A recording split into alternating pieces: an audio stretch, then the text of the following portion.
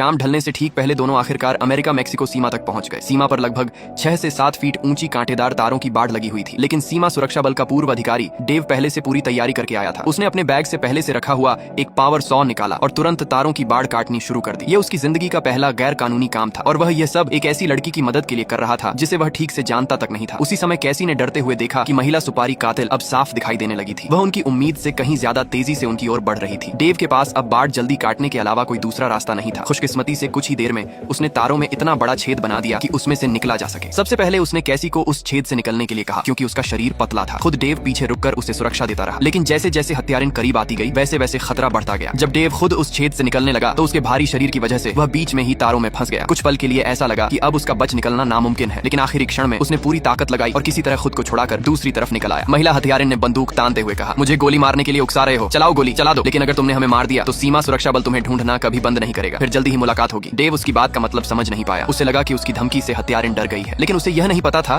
कि उसकी कही हुई बात बहुत जल्द सच साबित होने वाली थी। सीमा पार करने के बाद भी डेव जानता था कि खतरा अभी टला नहीं है। अगर सीमा सुरक्षा बल ने उन्हें पकड़ लिया तो कैसी को दोबारा मेक्सिको भेजा जा सकता था। तभी डेव को दूर से किसी के आने की आहट सुनाई दी। वह तुरंत कैसी को लेकर पास की ओट में छिप गया। कुछ ही देर में वहां सीमा सुरक्षा बल के 2 अधिकारी नियमित गश्त करते हुए पहुंचे। उन्होंने थर्मल इमेजिंग कैमरे से पूरे इलाके की जांच शुरू की, लेकिन उन्हें कोई दिखाई नहीं दिया। डेव पहले खुद सीमा सुरक्षा बल में काम कर चुका था, इसलिए वह अच्छी तरह जानता था कि ऐसी तलाशी से कैसे बचा जाता है। उसने गाड़ी में रखा धूप रोकने वाला परावर्तक शीट अपने ऊपर फैला लिया, जिससे थर्मल कैमरा उन्हें पहचान नहीं सका। जब दोनों अधिकारी काफी दूर चले गए तब डेव और कैसी दोबारा सड़क पर लौट आए। अब वे डेव के दोस्त के आने का इंतजार करने लगे। कुछ देर बाद सामने से एक कार तेज रफ्तार में उनकी ओर आती दिखाई दी। उसे देखकर कैसी खुश हो गई, लेकिन डेव स्वभाव से बेहद सतर्क था। उसने पहले अपने दोस्त को फोन करके उसकी लोकेशन की पुष्टि करनी चाहिए। उसी समय उसे एहसास हुआ कि इतनी सुनसान सीमा पर कोई भी गाड़ी यूं ही नहीं आ सकती। इसका मतलब साफ था, वह कार उन्हीं के लिए आ रही थी। डेव ने बिना देर किए कैसी को फिर से छिपा दिया। कुछ ही पल बाद सच्चाई सामने आ गई। वह लोग कोई आम मुसाफिर नहीं थे, बल्कि कैसी के गैंगस्टर बॉयफ्रेंड जेसी के भेजे हुए गुर्गे थे।